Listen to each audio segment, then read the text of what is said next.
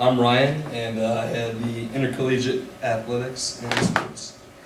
So, just kind of a brief overview first. It's like the fastest growing field in intercollegiate athletics.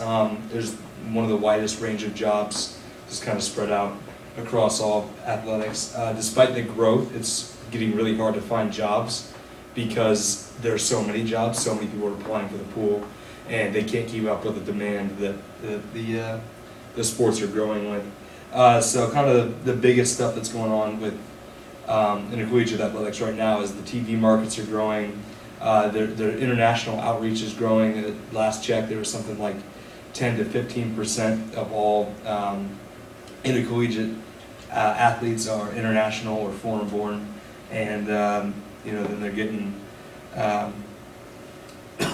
growing regulations going too, as far as pay to play and that kind of stuff. So, brief history: the first intercollegiate athletic event ever scheduled was a crew rowing race between Harvard and Yale, and actually that was the first sponsorship too, because there was a Boston railroad company that ended up having the race north of Boston, which is north of where both Harvard and Yale are, so they could basically promote their railroad line to get people to go. So the initial contests until the early 1900s were all student run. There were no ADs, there were no coaches. They just kind of played each other, and this led to some real intense rivalries, especially in the Ivy League, and that's where we get kind of that kind of stuff, because it was just students who just didn't like each other, and they were going out and smashing each other in the head. And well, as a result of that, there were very few safety rules, safety issues, and just in 1905 alone, 18 people died playing college football. So a group of people got together and decided that they were going to have to reform or ban the sport. So they met in 1907 and later took the name the National Collegiate Athletic Association. NCAA was born, and so they started to oversee, athletic directors and scheduling, and especially enforcing rules and making the game regulated and safer for people to play. So 1920s, you start seeing schools actually taking part of their money and giving it to athletic programs. That was the first time we'd seen that. They're hiring coaches to their recreational majors as professors, who will then double as coaches for different stuff. So by 1930, they were governing the rules, they were governing recruitment, payment of players, which at the time was murkily legal, but not really. And then, academic standards, they were making sure that the students were still going to class, and that's where the whole academic, student-athlete thing comes from. It goes back as far as 1930. So for the next 60 years, the games just continued to implode. The fans got bigger, the stadiums got larger, the TV deals got more lucrative, and with that, you got a lot of corruption, you got a lot of stuff that shouldn't have been going on. It points to the most famous, the SMU shutdown of the football team. So in the early 1990s, the NCAA said, we can't keep ignoring these violations that are going on. Players are getting paid, there's recruiting violations happening every school.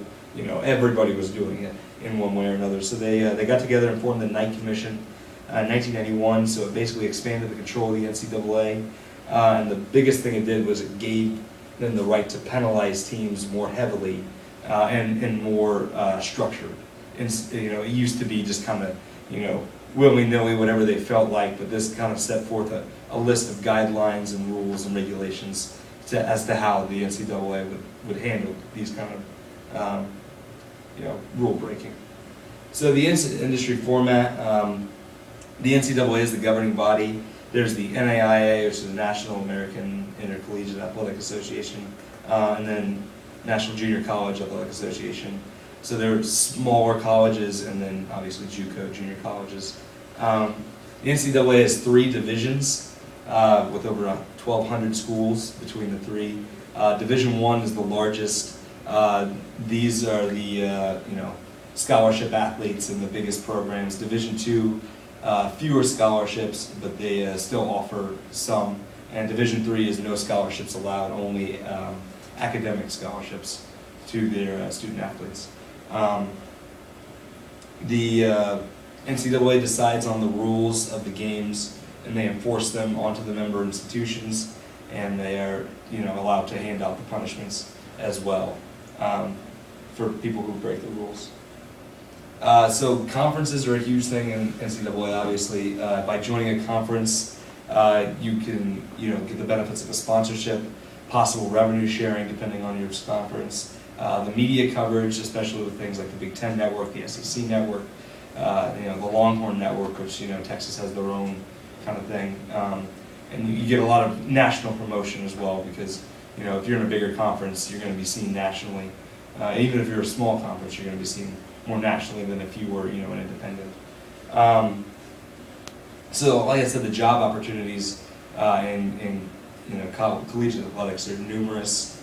They include coaching, athletic directing departments, NCAA governing staff, the conference governing staff, and you can just go on and on down the list from there. And each has their own sub level and level. So, and like I said earlier, the jobs are difficult to come by because people are trying to snatch these up because it's such a rapidly growing industry. So biggest challenging issue, Title IX was a big one, and these guys talked about it a little bit.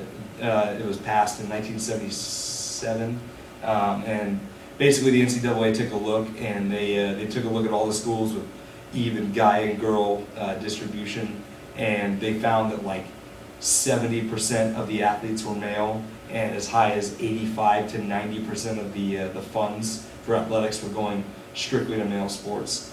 So they basically said that can't happen anymore. So Title IX essentially ensures fair balance in participation numbers. So you have to keep your ratio between male and female athletes fairly close. Can't get too far away from each other, and the money has to be distributed evenly. You can't just pump it all into one basketball program or one football program. It has to be distributed between all the programs evenly. So, kind of going over this again, the career implications. It's tough to get a job in collegiate athletics despite how fast it's growing. But because how fast it's growing, it's a very lucrative job offer, and if you can snag a job and you can find the patience to end up working in collegiate athletics, it's definitely going to be worth it because this is probably the best time for intercollegiate athletics that we've seen in a long time. So I would say the career implications would be just if you want to work in collegiate athletics, be patient and then hope for the best.